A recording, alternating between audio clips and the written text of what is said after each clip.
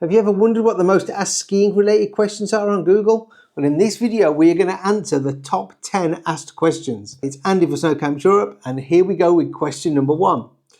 What's the best time to go skiing is the most frequently asked question on Google related to skiing. So answer is best time to go skiing. Well, obviously in the Northern Hemisphere, you want to go during the winter. Typically resorts open in the middle of December and they close around or just after the Easter holidays. Some of the glacier resorts open a little bit earlier and close a little bit later. But the best time, in my opinion, to take a ski holiday is the 2nd or 3rd week of January because it is quiet and cheap. And then the gap in between the February half term and the Easter holidays, which is normally the 2 middle weeks of Easter, are fantastic because the days are longer, it's slightly warmer, and the snow is normally on the ground. Question number 2, most frequently asked question, what is the difference between skiing and snowboarding? Well, we all know that skiboarding is way cooler than snowboarding, and that snowboarding is very uncomfortable when you fall over. But the main differences are, with skiing, you're traveling forwards in the direction you're looking, and with snowboarding you're traveling sideways, and the general kind of rule of thumb is that skiing is easier to learn and harder to master, where snowboarding is harder to learn and easier to master. How do I choose the right ski equipment? Okay, so ski equipment, they are asking about skis, boots and poles. So boots, you don't choose them, they choose you. Try on as many different pair of boots with a boot fitter. Once you get a boot that seems to fit, then get to work with that boot fitter on customizing that boot to your foot. Poles, a lot of personal choice in poles. Some people like a heavier pole, some people like a lighter pole. Obviously, a lot of people, different hand sizes, depends on the kind of grip you're going to go for. Whether you want a strap or a lecky click system, and then the height of your pole. Gone are the days where we would stand with our arm at a 90-degree angle to the floor and turn the pole upside down. Some people actually want their poles to be slightly shorter than that would be, but you definitely don't want a pole that is too long. And then your skis, then this is going to depend really on where are you going to spend most of your time. Are you going to be piste skiing? Are you going to be off the piste? Or do you want a versatile ski that is going to be able to perform all over the mountain? Other considerations are going to be the height of the ski and obviously your ski ability. And also, do you favour short turns or do you favour long turns, or do you want to do a little bit of both? So a few different factors to consider when buying skis. What should I wear for skiing? Well, typically what we would wear is obviously ski socks. Ski socks, the thinner the better. Then some kind of base layers, thermal underwear, long johns on your trousers, on your legs, and then a base layer top. Then depending on your jacket, if you're wearing a shell jacket, you probably want some kind of like insulated mid layer, and then you would wear your shell jacket, and then your pants. Your jacket and pants obviously want to be at least snowproof, if not waterproof, ideally windproof and breathable. And then if you are actually wearing an insulated jacket, then you could just get away with a mid layer of a light to heavy fleece or soft shell jacket maybe. On your head you want a helmet, and then obviously you're going to need some gloves, or if you get cold hands, mittens are going to keep you warmer, and then a pair of suitable goggles. Next question. How can I ski on a budget? Okay, so this is mainly in relation to seeking tips on saving across discounts for lift tickets, affordable accommodation and gear rental. Okay, so gear rental, typically if you rent before you arrive online, you could save a discount. Be aware of discount rental shops. They typically have cheaper, inferior product. But you can typically get a 5 or 10% discount by booking online before you arrive in resorts. Lift tickets, it is very difficult to get discount on lift tickets. We did publish a video last week about saving on lift tickets. There are 1 or 2 things that you can do.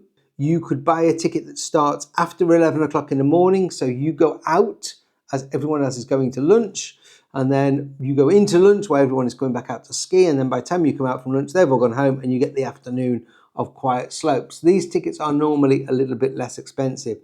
Other than that, it is very difficult to get discount on lift passes.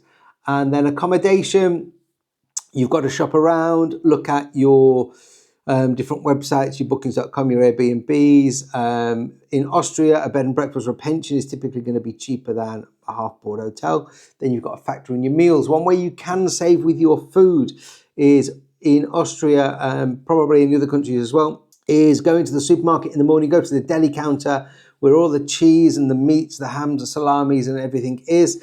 They will make you sandwiches that you can take up onto the mountain, which will be a fraction of what it is going to cost up on a mountain restaurant. Number 6. Okay, now this is a good one. Are ski lessons worth it? They most definitely are worth it, especially if you are a beginner. You cannot really learn to ski on your own. I'm sure somebody will comment, I learned to ski on my own. They always do. But you can't really learn to ski on your own in a safe way. So definitely take lessons as a beginner. And if you are someone who has skied for many years and you enjoy getting around a mountain, then also maybe think about taking a lesson, because things have changed over the years with equipment and technique, and you may find that you get a benefit out of a lesson. But are lessons worth it? They most definitely are, especially when you are a beginner, but not just when you're a beginner, also the further up you go in your skiing journey. Question number 7. What are good beginner ski destinations? Okay, so beginner ski destinations, I always say don't think big resort, think beginner resort. You don't need a St. Anton in the middle of the Arlberg. You don't need an Ischgl. You don't need a Three Valleys in France. If you're a beginner, you will be as well off in a small resort that's got maybe 15 or 25 kilometers of skiing. It's also going to be less expensive. It's going to be tailored more to a beginner improver market.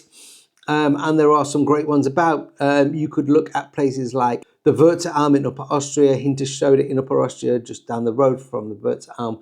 Then there are places, Niederau is a very good beginner area in Austria. Also, if you're looking for a beginner holiday on a budget, then look at places like Bulgaria, Romania, Poland, Czech Republic, Bosnia. All have smaller resorts. But yeah, seek out smaller areas, lots of blue runs in away from the main tourist spots. These are going to be much better for a beginner ski week. Question number 8.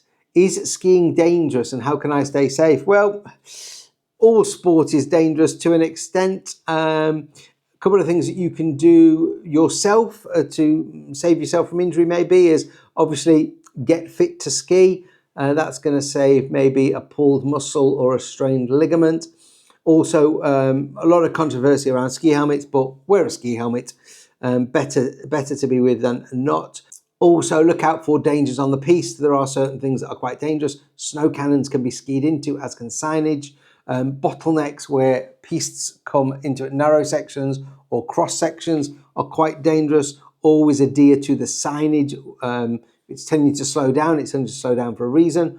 Always look up the hill before you pull off.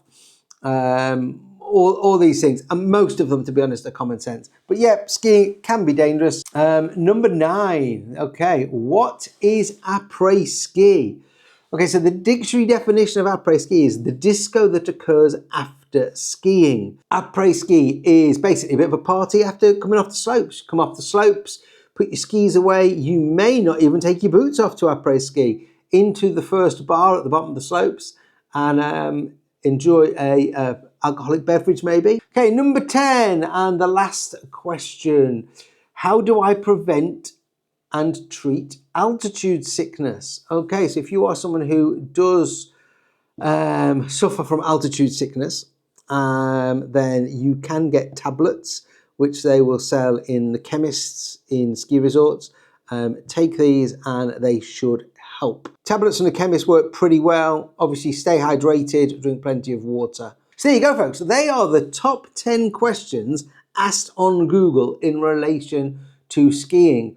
What would your question have been? Let me know in the comments. If you've liked this, hit the like button. And we hope to see you on another video very soon. It's Andy from Snowboarding Europe saying bye for now.